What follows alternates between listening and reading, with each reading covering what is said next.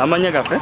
Erinnya Muganza Lirisa kansala w'ekyalo Kivu kiri mu Kisozi ward mu Kyengera Town Council. Weesimbyewo na guno omulundi? Guno omulundi neesimbyewo ate ebitundu babigazizza Kivu, Kisozi, NB wamu n'Essumba. Leero tonga oli Makindye. Olwaleero ndi Makindye kino kyekyali ekyalo kyange. Naye olw'okuba nti gundi etuwambe, ground etuwambe. Sitera kukijjamu naye ng'ebizibu ebiri mu Makindye muno mubitegedde kitalo nnyo bannange. Ekyamukwano gwange Mugema Dauda bwe nasooka okulaba ng'ali mu GSS band ng'aze ne mu Eagles Production ntunda buswiti.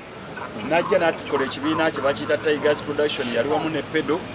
Netu ajaluna mbiru nayo kwana ne Eagles ne wabaawo ekibiina ekyaggulibwawo nga bakiyita Cream Production. Mugema najja mu kibiina ekyo kye bayita Cream Production. Tuli mu kunyolwa nnyo ngaffe abakozeeko naye. Omukulu batugamba waliwo eyamuloga, olina ky'okimanyiiko?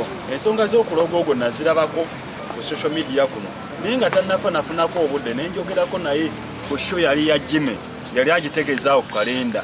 Show yali ya Jimmy ne njogerako naye mu mmotoka ne twogera ebigambo bingi nnyo n'aŋŋamba bino genda obigambe mukamaawo nga mukama wange gwategeeza si mulala Yisa Mathias Walukagga mulumba ati bino genda obimugambe naye ebigambo bingi byayogera saasula bigamba mukama wange naye nagenda okukeera ku makya nga yabitadde dda ku mutimbagano naye ebimu ku ebyo yaŋŋamba byensobola okwogera yaŋŋamba mugambe ensi eno tekungulwa naye waggulu w'omumanyi wabaawo ki omumanyi omulala naye ŋŋanze nga mumanyi bulungi nti mbadde ntambula ne Meeya Walukagga ebyaddala ntambudde naye emyaka gibadde ebiri mu mmotoka ye kati twawukanyeemu olw'ensonga nti naddayoko mu bitabo n'ebirala nga bwe mmanyi nti obuvunaanyizibwa bwanjawulo n'akwata erye n'enkwata erye naye nze seekangangako wadde akabugo wadde ensaasi wadde ki mu mmotoka ya Meeya Walukagga yadde ekigambo kyonna kyonna ekitegeeza nti kweraguza wabula simanyi ye Mugema gye yakijja kuba Mugema yaŋŋamba nti Eddie olowooza nze ndi musiru mu bonna bonna lwaki nkoze eki nonzeeyo Meeya Walukagga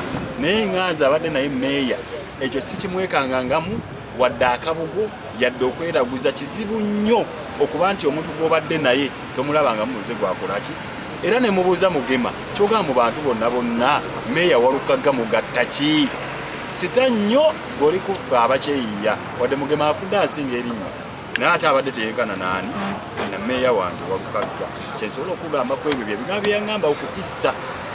Oli tayinza kulowooza nti obikkirira Walukagga kubanga mukamaawo? Sibikkirira Walukagga kubeera sandyogedde nti yaŋŋamba timugambe nti wali waggulu w'omumanyi wabaawo omuki mumanyi omulala saamanya bintu byabwe wajje byatandika okubanga omuyize nabasanga bayimba dda nga Mugema yayimba mu GSS yayimba mu Tigers Production nga mukama wange Meeya yayimba dda nga era wemanyi nti yayimba dda kubanza okuyimba akutandikidde mu production ya mukama wange Aruna.